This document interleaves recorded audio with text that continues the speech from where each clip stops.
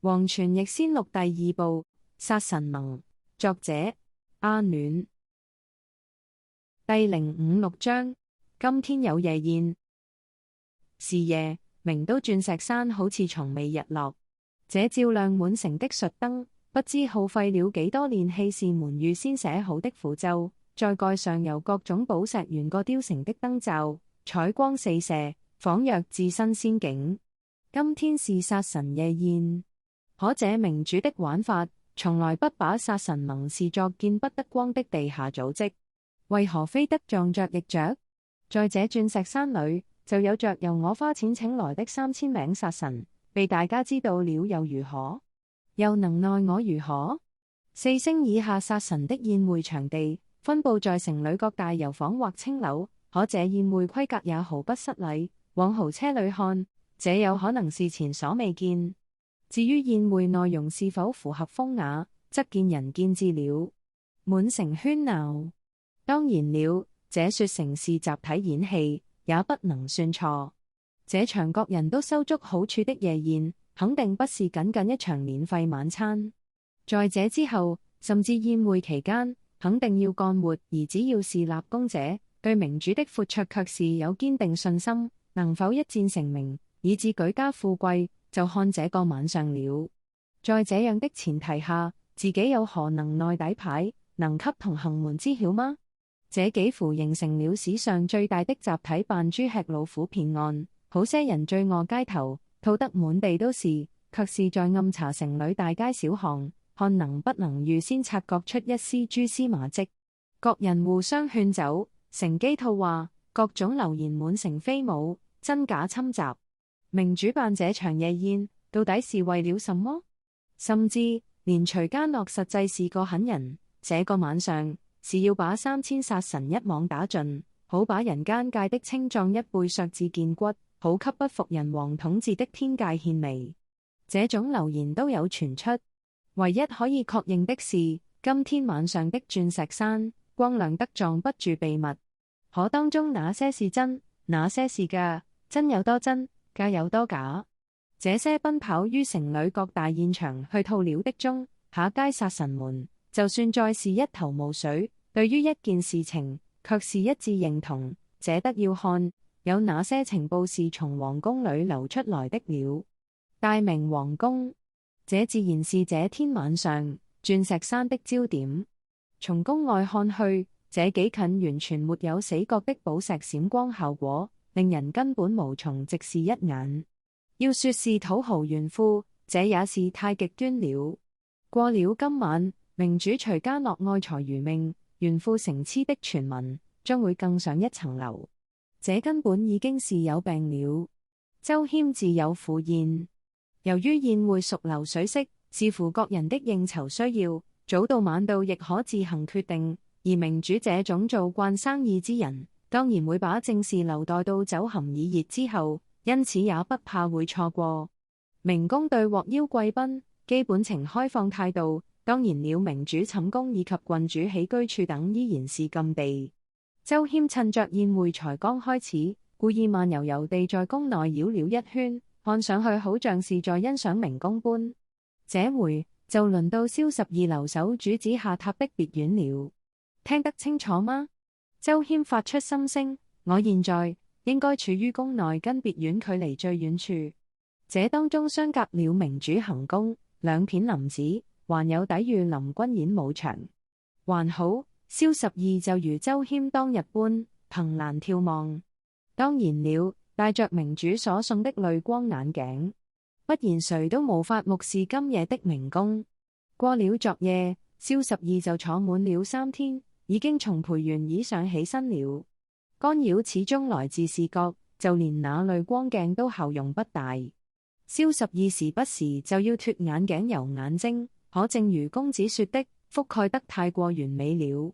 這顯然不只為了炫富。今天晚上的明宮，外人基本無法潛入，一靠近身影必然會曝光。所以周謙道，就留下城東的2處破綻嗎？這是在引狼入室的釣魚局，好像已經有2個裝喝醉的殺神同行中計了。蕭12道，屍體就隨便投進枯井裏，附近血跡不抹，似乎也有殺雞儆猴的意思。你怎麼知道那是枯井？周謙問。頭井時沒有水聲傳出，蕭12沒好氣道，在下說過，今夜明都的主要干擾都來自於視覺。等等，難道明主要逮獲的目標聽力有問題？又或者剛剛相反？周謙道，也有可能。我留意到，周謙道，宮裏好些角落都有着新近佈置的法陣痕跡。我不諳道家，想必還有更隱蔽的法陣埋藏着，能被我發現的那些只是幌子吧。可似乎明主確實對赴宴殺神並未提防，我有意無意觸動了些機關，法陣卻並未激活。那公子就要小心，別丟掉自己的宴會邀請函了。豁免術式肯定寫在信裏。那周謙想到，同行間互相破壞彼此的邀請函，豈不是很刺激？看來還有跟我一樣喜歡閒逛的可疑分子啊。蕭12，這回你當耳目就好，別又不由自主地跑到前線當猛士了。不勞煩公子提醒，在下會的了。在聚福山一役，齊靜茹就曾透過吹動琴弦，讓埋伏遠處的周謙和范青龍得以跟近戰組進行遙距溝通。可這時周謙卻不是又去厚面皮拜託齊靜茹了。這可是蕭12從殺神盟透過主子累積戰功所換來的法寶，這對換價位達到了7星，應該可以信賴。掛線以後，周謙保持鬆容，這邊停停看花，那邊又在鑑賞字畫等等，再繞了個角，才跟某來人迎面而見。來人白眉白髮，白頭白臉，形貌極具病態之美，然而身上穿着的異教道袍，卻讓這份美態添上幾分詭異，讓人不禁對其敬而遠之。林國師，周謙拱手，感覺我們好像已很久沒見了啊。雖然算起日子，還不到半個月，都是無忌，但到連聲量都沒降低了。周公子，林令素拱手還禮，夜宴已經開始了，貧道正好有點事忙，這才遲了赴會。可周公子還不打算進場嗎？差不多是時候了，我也正好要去赴宴了。可是公子，你走着的是宴會場的相反方向。我可能是把邀請函看反了。林令素無言了一小會，貧道有沒有打擾了周公子視察明宮的正事？沒有。周謙展顏一笑，我們一同走好了，就勞煩林國師給在下帶路了。兩人並肩而行。林國師說是有事遲到，周謙詞鋒一轉，可是正好到了要餵餓鬼的時候。要是血肉不夠，城北那邊有個枯井，有幾具新鮮的。周公子說笑了，林令素一撥他那長長的白眉，從聚福山獲得的下3道餓鬼，以移送至某地去好好飼養。就說貧道能以法陣換出，可周公子也曉得，這頭餓鬼被削去了9成精魂，如今已遠不再可以放出殺野的狀態了。再說我還不至於身在明宮，還要幹出這種明目張膽的事吧？可惜周謙舔舔嘴唇，我還以為又有得開飯了呢。周公子就別再借此事來打擊貧道了吧，反正好處都被你拿盡了。林令素一臉苦笑，再說周公子要不要順道去一去你提及的枯井？神魔煉體攝取生魂，得講求新鮮吧？不用了。周謙搖頭，那都是盲頭蒼蠅般的枉死，死前剎那大概沒什麼掙扎，生魂之力弱到不值一提吧。倒是從聚福山賺得的一大筆，到現在還遠沒花園。在下如今正值儲備充沛的巔峰期呢，這都是託了林國師之福吧。縱是在中一槍，林令素也只是苦笑一下，便又恢復詞鋒。明郡主所獲的真龍，按貧道推算，這幾天大概就是要結巢穩固的關鍵時刻。可昨夜周公子入宮了吧？而且到了清晨才返回別院，是不是正好碰上真龍結巢的稀有時機？輪到周謙一時間不曉得怎麼回應了。別這樣吧，周公子。林令素用手肘擠了擠他，這在是機密，可貧道卻是在聚福山一役，跟你們一方爭奪這真龍的對手。這些事情，即使大宋還不曉得，貧道卻不可能不知吧。周謙轉過頭來，直直盯着林靈素。你說，周謙正想追問，卻見林靈素立時以食指抵着嘴唇。大宋還不曉得，這什麼意思？這時周謙仿若看到了林靈素在大宋國師的面具下所隱藏的另一張臉，不是周公子所想的意思。林靈素鬆容道：我是說，我大宋所派來的七星殺神都不具有去爭奪真龍的身份。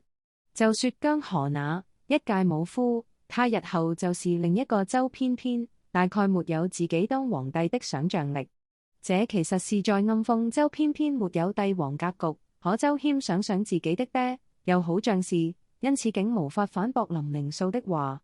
林靈素繼續分析，至於那倪晨曦賣命幹活的死事，東家島不會給他牽涉真龍的機會。